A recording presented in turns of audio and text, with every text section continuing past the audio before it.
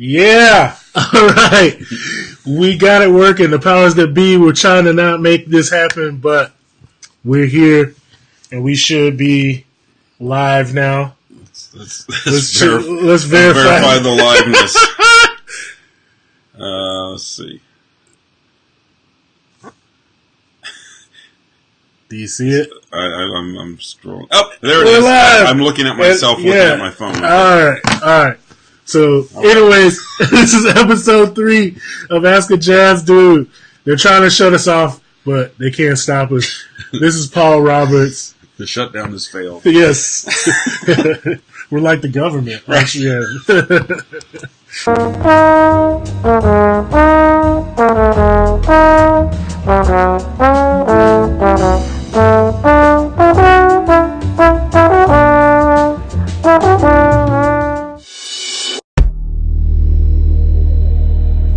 Ask a Jazz Dude. No.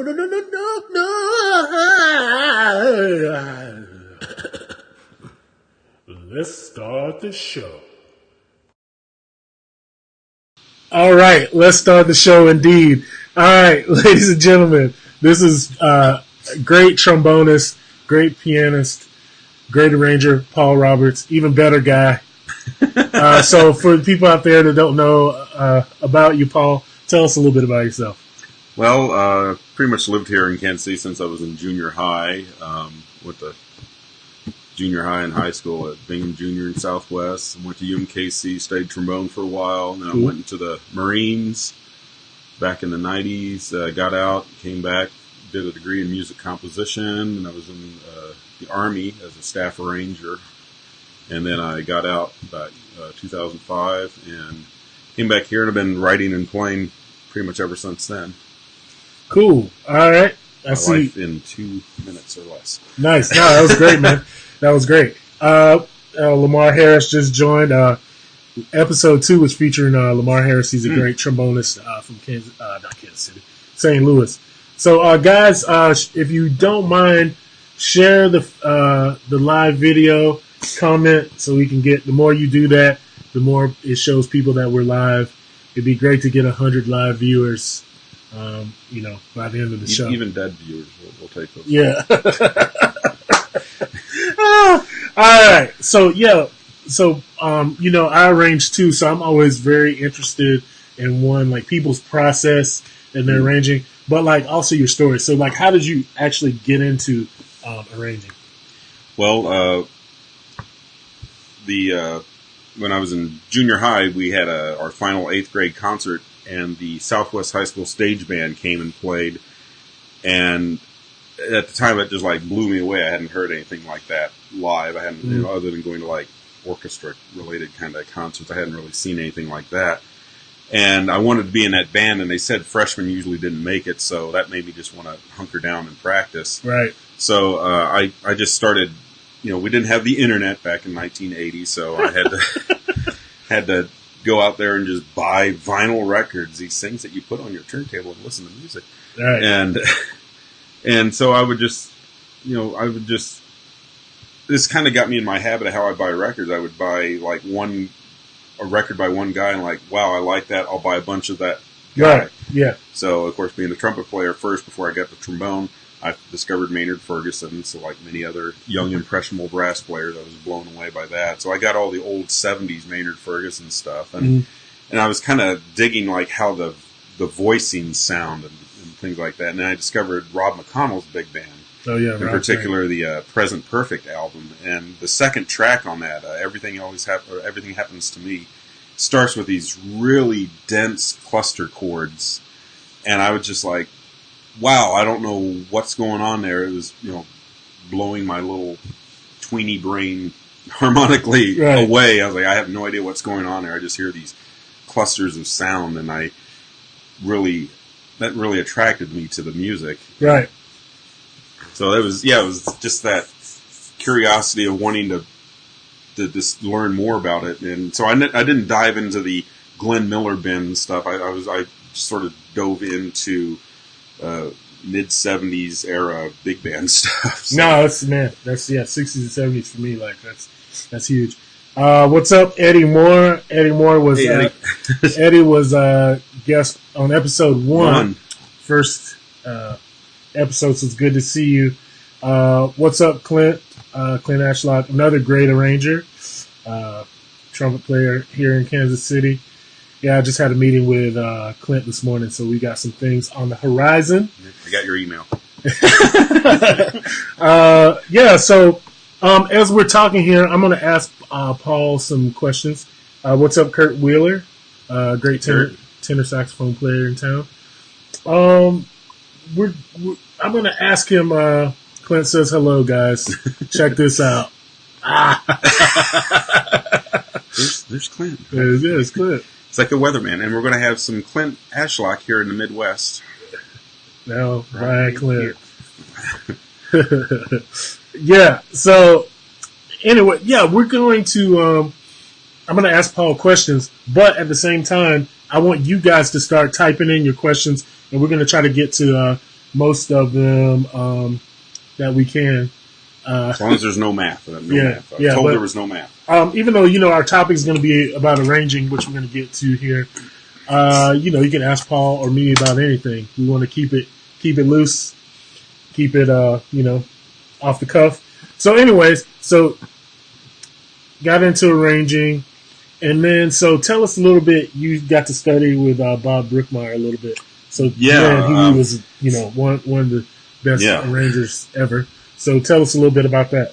Well, when I was going to UMKC, Dr. Mike Parkinson was the director of jazz studies back then, and I think it was the Millsap guest artists that would come. Gary Foster was one of them, and I believe Bob Brookmeyer. Somebody correct me if I'm wrong about that, but Bob Brookmeyer came probably like 3 or 4 times while I was there in the mid to late 80s. And I'd never heard of him or his music, or that even, the third string big band music like that existed. And actually, It was still somewhat new back then. I mean, the Bob Brookmeyer Composer Arranger album, I think that was recorded in like 80. So this is only like 5 years later. It's not like now. It's like this vintage album of like, it's the Composer Arranger album. But I remember we were playing Hello and Goodbye, and it was just like, whoa, that's some harmonic density there. Right. and I remember Parkinson would let me take the scores, and I would run off to a copy machine and photocopy them because I just wanted to know what was going on. I just remember like there's this big, I think it's like a D flat sus chord, and it's literally just a B major scale, just mashed like throughout the whole band, and just that sound, and which sort of led me down a dark and confused path as an arranger of thinking I can just write any vertical chord structures that sound good by themselves and they'll make a great big band chart. And you always use your voice leadings, because that's actually the key for everything. Voice leading. Pay attention in theory class. Bach was right. Yeah. So guys, that's the secret. If your voice leading's cool, like everything will sound cool. Nothing else matters. And even as my ears got a little more refined, and then I would, and I used to just assume whenever I'd hear like a Rob McConnell or Toshiko Akiyoshi or Thad Jones chart, that it was just these big, thick monster chords. And then as my hearing got more refined, I could hear, oh no, wait, all the flutes, there's 4 flutes playing, but they're all in unison. Mm-hmm. And then like somebody else is playing a harmony, or there's a tenor sax playing a harmony note against, it's not like there's a lot more to it than just sitting down on a piano and mashing a bunch of chords and, top note's alto 1, second note's alto 2. No, there's a lot more to it. I mean, there's an art to orchestration, not just smashing stuff in finale and go, that works. Yeah. I've been there, done that, man. So, guys, ask some questions. What up, Steve Lambert? Andre Chesimar. Another good arranger. Yeah. Andre Chesimar from, Andre lives in New York. Good to see you on here, man. Yeah, so start asking some questions, arranging and or other. And go. Yeah, go. So yeah, that's interesting. So, I forgot. What time do you need to get out of here? Oh, I can be till like 2-ish or something. Oh, okay, so. Yeah. So I I didn't know if it was like you need to get out of here by 1 because we need to get to the topic. All right. So, yeah. So let's talk about, and the thing that I'm most interested about is like process. So like when you arrange, say like someone calls you up and they're like, all right, Paul, I want you to arrange, all the things you are for big bands, and I'm going to pay you, $4,000 to do. Wow. Yeah. You're like, yes, yeah. But like, what's That's your, all? yeah. Like, what's your process? Let's see. Well, a lot of times, like I just Stan Kessler actually just asked me to do a chart on one of his songs off his new CD. So, so firstly, I had to pick something. But obviously, if I already had something in my mind, or if I've been asked to do something, which is more the case, Right. What I do is I first listen. In the case, like say, it was All the Things You Are, I would try to listen to as close to the original source material, like some of the earliest recordings of it. Get a really good feel for the piece of music itself, not just like, oh, I want to write. Not if someone just says, yeah, I want you to write All the Things You Are, a la Maria Schneider or something. It's like even if someone says they want it to have that feel to it, I'm not just going to plop down, listen to a couple of Maria Schneider tracks, and then mimic that with All the Things You Are. I'm going to still research what All the Things You Are should be. What is All the Things You Are? What's the essence of it? And find out. Because a lot of times, when you listen to other arrangers of arrangements, things start getting diluted. You have, you're getting all this. That's hi, Mom. My mom's calling me.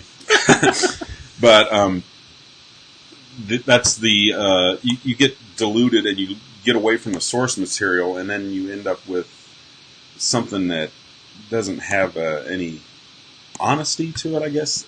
So I like to start with that, and then I do most of my thinking about songs when I'm doing something where I don't have to really be distracted by stuff. So most of my writing in my head gets done when I take the dogs for a walk.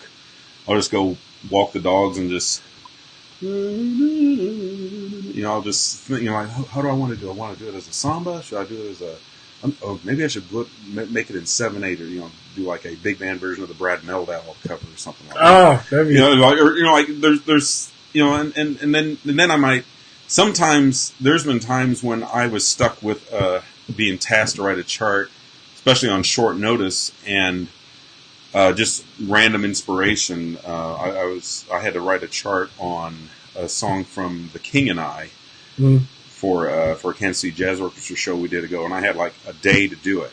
It was like a really last second thing, and it was going to be a vocal feature. So I first had to check with the singer, make sure I had the right key, and then and I'm still kind of mulling it over. And that night I had a gig with a salsa band I play with, and we were playing. I can't remember the name of the song, but anyhow, that inspired me. Oh, that's how I can do it. I can do it as a salsa tune, and it worked out great. And that's sometimes just those random moments that just watching something on TV and there's a music track that's playing in the background, and that gives you an idea of a style you could use as opposed to, or you might just hear a chord in a score to a movie or something like, oh, what was that? And you run over the piano.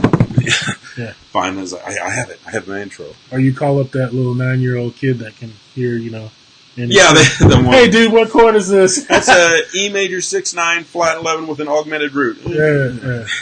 All right, we got a question here that I think is a good one. It's from Lamar Harris, actually. Whoa, that's big. All right. It says, where do you see the big band sound going in the next 3 years? Do you think that it'll become a popular again in a mainstream way? How do you feel about incorporating electronica components into big band? I think it's great because, like a lot of the stuff that you've done, like with All Right and things like that, your charts on that shows that big band music just isn't for the old dead swing era. I mean, it can be anything, and like oh god, I'm trying to think of the trombone player John Ferber. Oh yeah. Or it's Alan. Alan Ferber. Alan Alan Ferber. yeah. Alan Ferber writes these really amazing charts. We played at the old record bar in Westport, like it was 3 years ago, and he came in, and again, one of these guys hadn't heard. I'm sorry, I'm not out there looking up everything that's going on in the world with music, but Yeah. he, and I discovered there's like not just him, but a lot of other guys that are writing, like kind of taking what like Brookmeyer and Schneider and McNeely and all these other, and and if you go back to I'm trying to think of the guy back in the 60s, but they're just like even like what some of the more experimental stuff that Gil Evans was doing, like playing Voodoo Chili with a tuba as the feature instrument, and things like that. Right. I think that it's all in the hands of the arranger, like how they handle the material. I mean, I don't see why you can't have somebody sitting there with a laptop with Ableton jamming with a big band live, and not having to do like a bunch of, we got to pre-program all this stuff. It's like, no, it. I mean, I've seen guys use the technology like it's a live instrument and playing it. It's not just like, I make beats and push buttons. No, they're actually doing organic things that are spontaneous. And I think if you're an arranger, obviously it would help if you have experience either in working with that music or at least knowing how the technology of that music works. Yeah. There's no reason why you couldn't implement that into it and not do it to where it's like, oh, look, we're an EDM big band. No, I mean, you can, wait for that bass to drop. Yeah, that's great. I mean, for me too, I'll just kind of piggyback off that. Yeah, I mean, I think the big band, you're going to still have traditional big bands that play swing music and all that. I think that'll, still be going around. What I'm trying to do is, do my own original stuff. Some of it is swing, some of it's more modern. And then, with the brass and bougie thing that we're doing with the two rappers, I want to incorporate the hip hop stuff into the big band and kind of arrange in that way. So it could go. I mean, it could go anywhere. Yeah, and we're playing the gig with you guys last month. But it's like it works. It's not like, and it doesn't sound like we're doing something that's a cliche-y kind of thing. No, it sounds like honest music. Yeah. That's where, try to come, you can just tell, and it's like, because we all went through that stage when we were learning stuff. Oh, we're like, I'm just going to put my, like, cool. I had my Matt Cattengub, got to write, like, no big band chart less than 300 measures phase where it's like, if you haven't listened to Matt Cattengub charts, I mean, they're wonderful charts, but he has enough ensemble that you could write, like, an entire album of big band tunes just from one chart. His charts just go on. It's like a James Cameron movie. It's like, think it's over? Nope, here's some more. Oh, what's up, Dom? Dominique Sanders, great bass player, great producer, great dude. Trey Donahue says, my buddy JC McSwain used to talk about you playing. Oh, shit. Yeah. So that's what's up. McSwank. Yeah. Cool. Yeah, he's a guitar player. I have a lot of pictures that would probably get me fired from any educational jobs with him when we were in the Marines. What's up, Will Taylor? So that's good. That was a great question, Lamar. I think, man, it'll go wherever we take it. You just gotta keep the music honest. Mm-hmm. That's important. Yeah. Like, as long as it's like there's honesty in it. Yeah, don't do it just because it seems the vogue thing to do. Do it because you honestly want to do this, not just because it seems like like we always see. It seems like the mainstream media is always looking for that formula of, it's like if we have like pop stars, like they look like this and they do this and they sing this kind of music, we'll make millions. Right. Don't write because you want to make millions, especially big band music. Right. Right. So, yeah, man. That was a great question. So, guys, keep sharing, keep posting questions, so we can, answer them. Hopefully. Yeah. So, anyway, process. Just talking about that. So I noticed, and we'll get to your arrangement, just like your Oh, yeah. use of. I'm interested, like when different arrangers focus on different things, and you talk about like use of dynamics. Yes. So Yeah, that was definitely something that I got from Brookmeyer's music, is he would, well, I mean, when I think about use of dynamics in music, I always think of guys like Beethoven, who would have the music build to a certain point and then just drop it out. Or there would be music that would build at one volume level and then it'd repeat it twice as loud and they'd repeat it again softer. So it's kind of, you're hearing everything else is the same. The only thing that's different is the volume of the music, right, or the intensity of the music. And that's one thing I got from Brookmeyer. Like one of my favorite moments in his charts is his arrangement of Skylark. The band's just kind of doing this little bump, bump, bump, bump. It's just the trombones and the rhythm section just sort of hitting these little soft staccato quarter notes, and it builds while the alto's playing, and it just keeps building. And as it builds, the notes get longer, da, da, da, and it just builds to this nice fall. And all you have left is the bass and the alto playing to the end of the song. And I always love those moments like that. And I have a bass trombone feature that does something similar to that, where the loudest moment of the band, when the band hits after a shout chorus and falls off, all that's left is the bass trombone and the guitar playing the melody. The thing that we'll probably hear here in a minute is okay. Probably us. There we go. Is this arrangement, A Search for Peace, that we'll hear later, where I do some of that, where I have like the absolute loudest. I get the trumpet like on a double A. Sorry, I can't remember who's playing lead on that. I'm sorry for anybody that has to play my chart on Search for Peace and you play lead trumpet, because you got to play double A twice. Whoever played, yeah, they know it. Whoever it was. Was it Clint?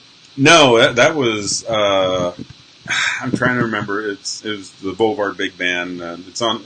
Look at the album credits to Boulevard live at Harling's for sale on CD, baby. But yeah, just these moments where you have like extreme loudness followed by deafening silence. And another great orchestral, John Adams, not the president, but the composer, would have these moments in his. I call his music, I guess, technically is minimalist, but it has a lot of romantic. It sounds like late 1800s music, the way it moves harmonically, and the melodies are very sweeping. But he'll have these moments of just sheer horrific sound, and then just leave you hanging with just like one note. And it's the bottom dropping out that actually sounds more deafening than the loud sound of the orchestra playing at full blast. Wow. Yeah, that's something that that I could think about more in arranging his dynamics. Use of it. I mean, I use them, but not to like the extreme as most. My thing is more like just rhythmic and dance. Keeping the nice groove going along. Oh, John Kuzilima, what's up, kids? Hey. Let's see. He says, "What's bring the question?" Oh, and then we'll take John's question, and then we're going to listen to Paul's arrangement. So, what's up, guys? Hey, Paul. I know military musicians have some unique experience. What's the strangest music-related experience you had in the military? Let's see. That's a great question, John. Well, one that was unique but cool was when I was in the Marines. I was in the 3rd Marine Aircraft Wing Band, which was at El Toro, California. That base is closed down now. I think that's where they do the Top Speed TV show now. They run around on the runways. Anyhow, so we were always, whenever Hollywood wanted to do something involving the Marines or like a band, the Marine bands had to be in a movie. Usually our band would. So like if you watch the movie Clear and Present Danger, that's our band greeting whoever it was that played the president in that movie. Oh, coming cool. off the thing, and then I actually played on the soundtrack to The American President. Oh, nice. There's a scene when they're having a ballroom dance, and we went into the studio to our combo went in, and I think it was Mark Shaman did the soundtrack, and there was actually something wrong with the piano part, so I actually got to help Mark Shaman rewrite the piano part to make it work. So I co-wrote a score for a major motion picture with Mark Shaman. Get that film score money, man. Film score money. But no, so that was Harrison Ford. He says he's playing Harrison Ford. Yeah. Thanks, John. Thank you. Yeah, that guy. Man, that'd be actually a great segment to do, like in this show. You just gave me a great idea, John. But like a story from the road, or like crazy weird musical experience. Man, Jeff Harshbarger, man, he's got some great stories from being on the road and just like crazy stuff happening on gigs.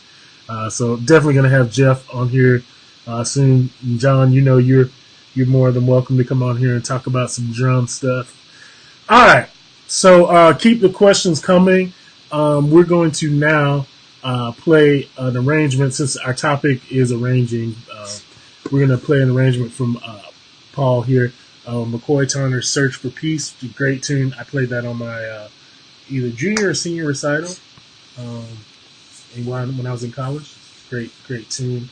Yeah. So tell us a little bit about the arrangement, and we'll get into it. Yeah, I bought. I was just getting into McCoy Tyner, and I bought the album The Real McCoy, which is what that song's on. And I just remember listening. I'd listen to the whole CD, and I'd always find myself going back and re-listening to that track first before I would listen to anything else. And I just remember, I don't know, there's something about that song. It just like, write an arrangement or something. Yeah. And I heard it, it was Joe Henderson on the album. And, I just like, that smoky tenor sound he has. And I'm just like, man, I got to write this like as a tenor feature. So, I was playing with the, 3rd Marine Aircraft Wing Jazz Band. I wasn't actually a Marine musician at the time. I was just playing with them. I was actually an aviation electronics technician on Super Stallion CH-53 helicopters. Yeah, so... Man, you have so many talents I don't know about. Well, I thought at the time, I was like, hey, being an aviation electronics technician pays better than being a musician. Right. But I couldn't stand doing the job after a couple of years, so I transferred to the band. Anyhow, when I would walk around on the flight line at night, I'd have a lot of just time to myself, and just like walking the dog, I would search for peace just running through my head, not like with headphones on, but just in the iPod in my brain, just running a tune, and I'm running it as a big band feature. And so that's I basically wrote the song walking around at like 2 or 3 in the morning on a dark flight line in Tustin, California. Nice. Just mulling it out. And that was the thing. I've learned that when you arrange stuff, don't just like plop down, fire up finale. All right, here we go. And just like if you don't already have the thing kind of worked out to some degree in your head. I've done a lot of times where I'm rushed to write something, and I just sit there and I start pounding something out, and I always end up rewriting. And if I just simply spend a couple hours with the dogs on Paseo, that eliminates a lot of the rewriting. I get the drafts knocked out of my head. And some people are like, you should always carry something to record audio with you, so if you have an idea, you can sing it. And then I've learned that all the good ideas stay in your head. If you think of something, and then you sit down later and you can't remember it, it was probably a crappy idea anyway. Yeah, so I don't worry about recording everything that pops into my brain, because I don't want to record everything that pops into my brain. Right. But anyhow, that was the process with this tune. And I was much slower at writing charts back then. I was still, I'd only written maybe like a dozen charts by this time. So this was still it was one of those things I didn't do all the time. It was just like, I think I'll write a big band chart, and then like 3 months later, there it is. Yeah, that's great, man. I wholeheartedly agree with that. Just like not forcing it. Yeah, you have to get in times where you might, like you said, I need a big band chart tomorrow. Yeah. Oh. And then you just have to like use the things that will work. But like, yeah, just getting familiar with the song and then like letting it happen like in your mind first. Right. And for you that are like just starting out, I would even recommend, I don't do this anymore, but I used to do it when I was, like thinking or conceiving an arrangement in my mind. I would literally write like a sketch outline of like, okay, intro. I still do that sometimes. Yeah, I want like, melody, second time counter melody. A blueprint. Yeah, because it keeps you from rambling on in your arrangement, like kind of what I'm doing right now. And it also keeps you from finding yourself going into tropes that are like overdone. Like here's your stock big band chart: intro, melody, second time melody with backgrounds, send off, solo, background, sax solo, second solo, backgrounds, shout section. Quick drum fill for 8 bars. Go back to the top. Coda. There's your. Then there you go. Yeah. That's your standard big band chart template. All right. So this. Just want to say what's up to a couple people. What's up, Ben Lyford, Chris Hazleton. That was funny that you did. We'll get into that. We're actually going to play that Tuesday. Robert Castillo. What's up? Dedrick Griffin. Actually a good guy. He's from my hometown. We went to high school together. Nathaniel Banton, what's up? Tony Thompson, what's up? Charlie Serpa, what's up? All the way from St. Louis. Good to see you guys. So this is Paul's arrangement for big band of McCoy Tyner's Search for Peace, featuring Pete Chrisley. Pete Chrisley from the old Tonight Show. All right, here we go. He also played the sax solo on Deacon Blues. Cool. So comment about the arrangement, things you like, things you're gonna love it. So I know you're not gonna say anything bad.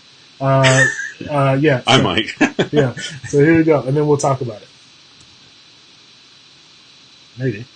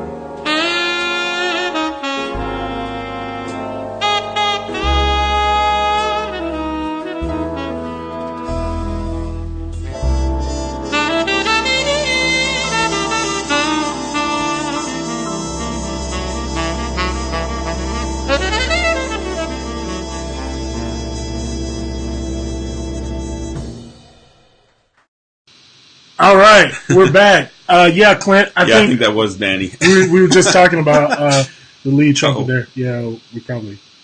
Oh, Okay, we're good. drank too much. Yeah. Yeah. So, beautiful arrangement, man. Like a nice pacing to it. The band dropping out at the end was really great, and the build up. Yeah. Yeah. So, once again, if you just joined in, this is Paul Roberts. So, we just checked out his arrangement. So, any other questions? Because it's about time to wrap up. Oh, looks like we do have a question. Let's say it's about time to wrap it up. But it's a great question. Will Taylor, let's bring that in. How do you know what instruments to assign parts? Is it done by range only? Do you write from piano from a melody? Where can you purchase that arrangement? No. Oh! If you have Venmo or PayPal. Yeah. No. And unfortunately, I haven't been proactive about getting anything published, so I don't have anything actually like published. But contact me. I can always squirt you a PDF of it or something. But what's that? What's your email, Paul? That's Casey Jazz Keys. Casey Jazz Keys at Gmail. Because I like to spend lots of money on my domain stuff. All right, there it is. So Will Taylor, get with Paul. There's the email. We'll leave that up over here. So. Oh, okay. So how? Well, a lot of it is the color, like the what sound do I want, and again, like I said, one of my early influences listening to big band was Rob McConnell, and if you listen to that middle period of McConnell's album, like he kind of had his early period in the '60s and like late '70s through the '80s when he was with the Pausa label. That's kind of his middle period. And then he went to Concord towards the end, right, in the late '80s and the '90s. But all that stuff like Big Band Jazz Volume 1 and 2, again Volume 1 and 2, Present Perfect, Tribute, all those albums are immaculately recorded. Although I hate the way the drums sound, so rock and roll drum set. That's my producer ears complaining. But the sound is like the intonation is immaculate. For the most part, there's a couple where Arnie Tchaikovsky's lead trumpet's a little sharp, but it's you hear all these sounds, and again, that comes from the best way to learn how to do that is if you hear an arrangement like the way he arranged Smoke Gets in Your Eyes, and you're like, wow, I really like that sound. What are those instruments? Well, get the score to Smoke Gets in Your Eyes, look at it, kind of learn, 2 flutes, a clarinet, a tenor sax, and a bass clarinet. Okay, I'll memorize that sound for this particular sound. And same thing with like orchestral woodwind arrangements. I mean, there's so many combinations. You can have the flute and the oboe, the flute and the clarinet, the flute and the clarinet and the oboe. You can have like all these combinations, and they all sound different. So that's part of it is the color. And then, of course, range issues are dependent upon who I'm writing for. When I'm writing stuff for the Kansas City Jazz Orchestra, it's pretty much the same guys in that band, and I've played with and have written enough things for I know what's a good thing to write. And I don't like to just write things like, I'm going to write a super high note because so-and-so can play a super high note or whatever. Because then you start writing things, again, that lack honesty toward the music. You're just writing a gimmick thing for somebody to play a triple C or something like that. You want to write things that support the music in a productive way. But picking your ranges should really be, I mean, if you're just writing a chart and you're not writing it for a specific group, you want to be, there's some safe things like if it's a pro band, I wouldn't write unless you know the trumpet players, maybe not write anything above a double G. Mm-hmm. Depending on what the bass bone player can do, you might not write something that bounces around a lot in the pedal register. And then same with, the trombone, I wouldn't write stuff that goes lead bone above a high B flat. Just kind of common sense things that if you look at charts, I mean, like get a bunch of Thad Jones charts, get a bunch of, and those are going to be guys pushing the limits in some cases, but you'll get an idea of what a really good pro band can and can't play. Right. And that's the thing. You don't want to just like, oh, let me look at some Jensen education, level 4 big band tunes and think, oh, okay, so nothing above a high F for trombones. Yeah. Yeah, I mean, like somebody who's really great at that is Sammy Nestico. Yeah. Like writing stuff that like was in the meat of instrument. That's a good, get some Nestico bassy charts. That's a good range template.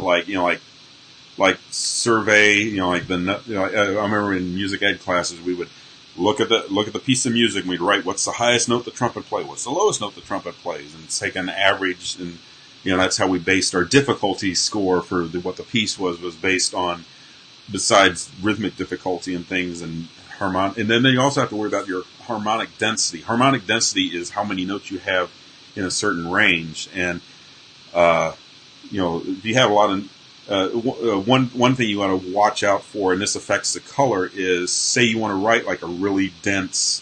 I just recently found a transcription of Jacob Collier's version of Georgia, and I thought, let's try this with a big band and see if it works.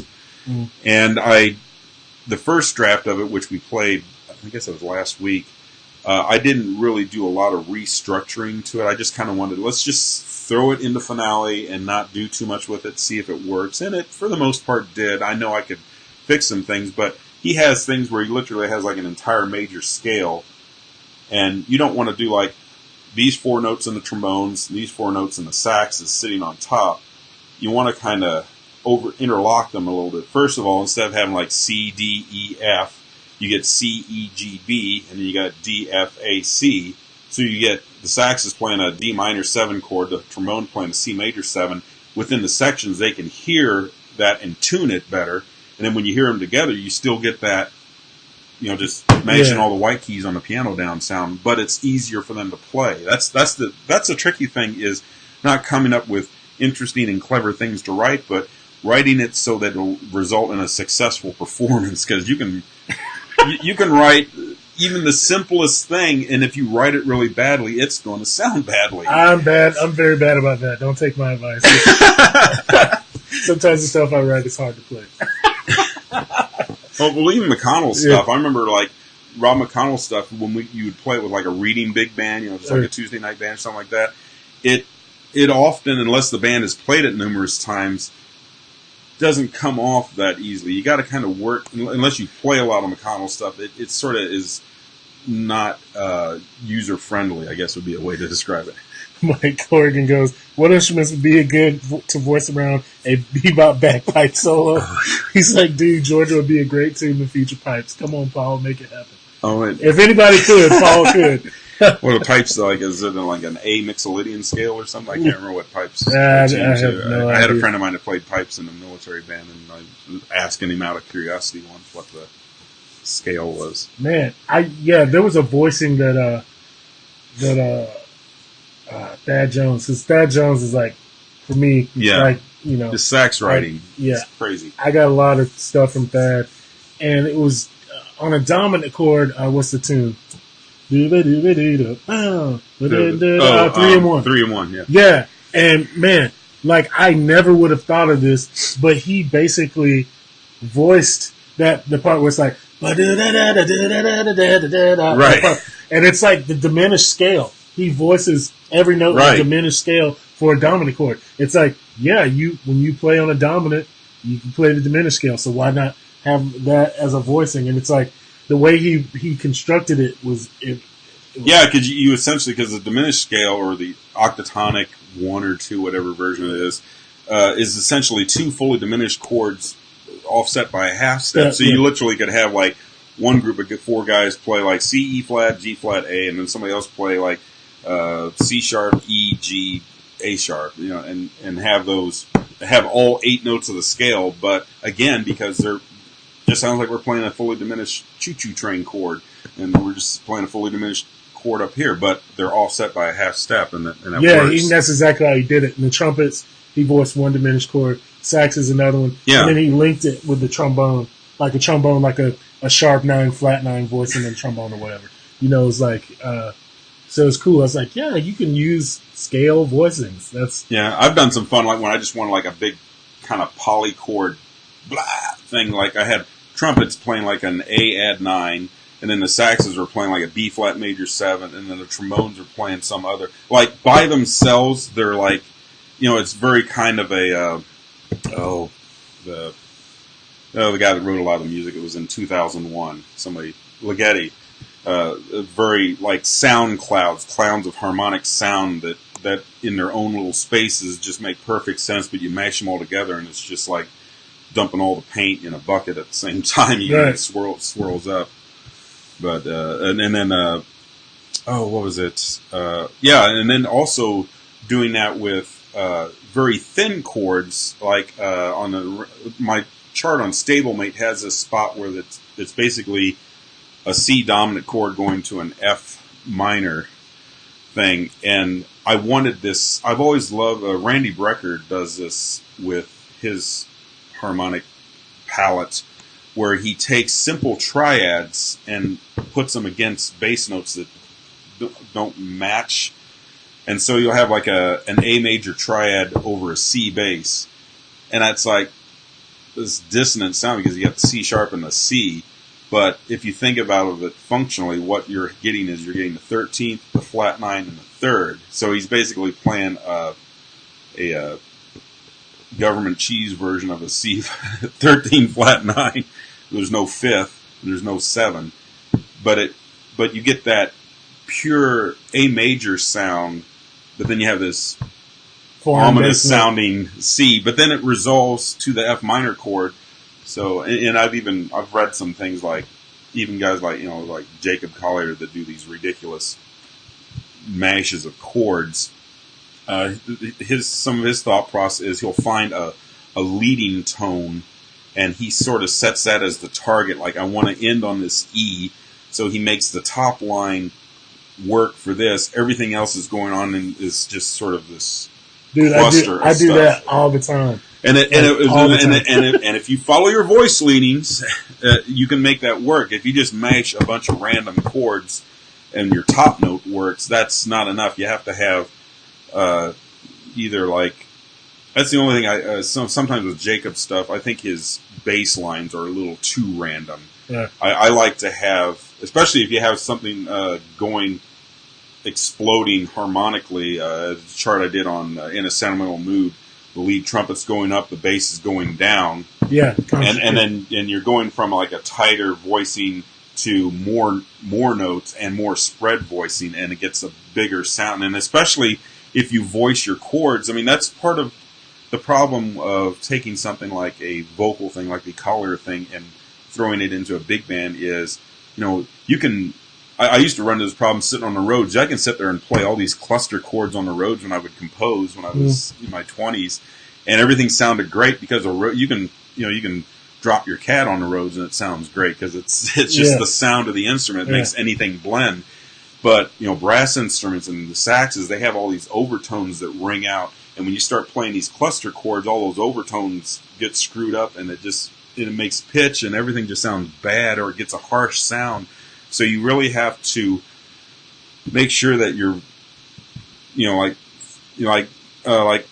don't want to put dissonant intervals other than maybe a minor second. You don't want to have a bunch of minor seconds all next to each other in your voicings. It causes problems. Or really wide intervals. I learned a valuable lesson like voicing an F major 7 in the trombones.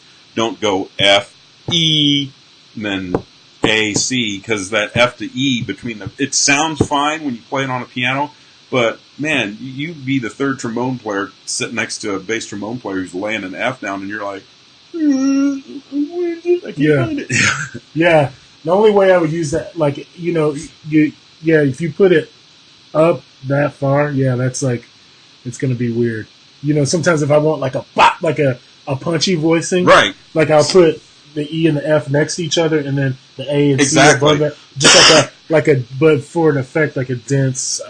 Yeah, and especially for like a one chord whap, that's awesome. But if you have like a evolving series of chords, you gotta you can. And again, I was when I first listened to a lot of music, I'm always like I'll hear like a chord and just like, wow, I love that. I mean, my brain will just like isolate everything else from that recording and just that one chord. That's gorgeous. I love that. And I used to write like that. I would just, all my big band arrangements were just a series of wow chords, but and then they wouldn't connect well. Or sometimes I would start off, I want to have this chord to start, and eventually I want to end up on this chord, and then I'd have to play.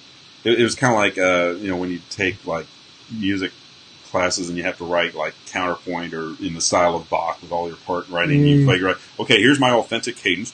Okay, got that. Yeah. And here's this thing in the middle I got to watch, and then you're like. It becomes, you're not composing anymore. You feel like you're doing like Sudoku or something like that. You're trying to do the math to fill in the gaps, and that's not writing.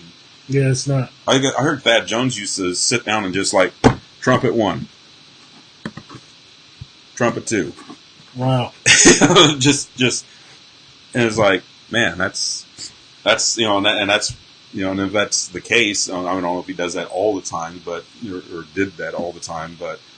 I mean, that's an example of linear thinking. You're thinking of the flow of it, and that also makes, I know as a player, I try to write my charts so that people will want to play them.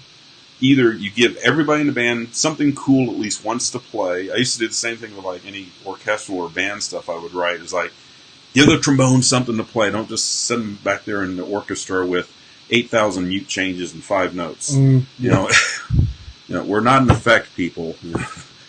But yeah, Jim Mayer says great stuff, very informative. Bobby Crosby, great percussionist that I know from college. Great to see you. Enjoy this kind of chat about arranging. One of my favorite things. Good to see you on here, Bobby. Will Taylor says, so it's really about to know the musicians too. I think he meant to know. Just like knowing what choral group can do well. Polychords, that's getting interesting. Theory, you got me all ears. More. Yeah, awesome. that's what Ellington used to write for his band, not for his band like this is a group of musicians, but like he wrote for Juan. He wrote for he wrote for the guys, and even like I remember I kind of liked it that Clint sometimes would do this. Like when we were doing some charts, I would see my part would say Paul on it. Right. It's like that's cool. He was writing like a bass trombone part that he knew it was like things that were part of my equipment range or something, or something I could do. Yeah. So the polychord thing, just a little advice, something that I figured out. Like in music, if you're talking about the Jacob Collier, like the C and the A triad on top, it's like if you have something that's weak, 2 other things have to be strong. So the thing that's strong about that is the C to F, the 4th bass movement, and then one of the voices is constant, and the other 2 move by half steps. So it's like it's like a voice leading thing. So you have strong voice leading and strong bass melody. Like, are you talking about some of his bass notes are too random? I think the bass should be a melody too. Like, exactly. It should be like a line that you can sing as well. So like having a bass melody, and then the harmonic thing that exists on its own is a weak thing. It's not the triad is strong, but when you put the C in the bass, it makes it not strong. So that's your weakness. Right. And then the voice leading and the bass melody is what makes it strong. So when you're doing those polychords and experimenting with all that, if you just keep that in mind, if I have something that's weak, so bass movements that move in 4th and 5ths are strong or by half step, right? If they move in steps or thirds, it's not as strong, but it can function harmonically if you have 2 other things that are happening that are strong. Right. So, that's just like how I think about it. Yeah, and just in general, when I think Stan Kessler and I were talking about this one time. We were talking about I did this arrangement of The Shadow of Your Smile, and we play that a lot down at California. Bassie will sing it, and I reharmonized the song, but I didn't go all Jacob Collier with it. I kept it pretty basic, just doing an occasional like where I'm going from a F minor to a B flat 7 to an E flat. I might have an F minor to a B minor E7, B flat 7. Just a little minor side steps. Just kind of wandering down the path and going off into the bushes for a minute. But you're staying on the path harmonically, and I think I think when you're reharmonizing something, as long, again, if you take the best interest of the source material to heart, you can go crazy with it. And one problem I've seen, too, with reharms is when people do too much too soon. It's kind of like eating your dessert first.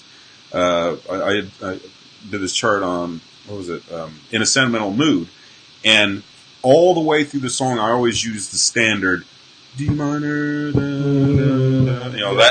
that bass line movement throughout the song, throughout the solo section. Then we get to the big shout chorus, which builds up to the A dominant chord, and then a whole band with the sax up on top. Da da da da. B half diminished, B flat, sus 13, A kitchen sink chord. That's where when I started writing that tune, I knew I wanted to do that moment. Yeah. But I didn't like, oh, let's do it right off the bat. And I hate that when even just a combo does that. They got to use the alternate chords all the time. Like they're doing an AABA song. Save the alternate chords to, whatever tune you're doing for the last A, not every single A. So right. You just get too much of it too soon. All right, cool. So that's we've been going here for an hour, man. Wow. We could talk about arranging for an hour. Thanks for tuning in, guys. This is Ask a Jazz Dude show. You can find Paul on social media at KC Jazz Keys, right down there, or down there. Sorry.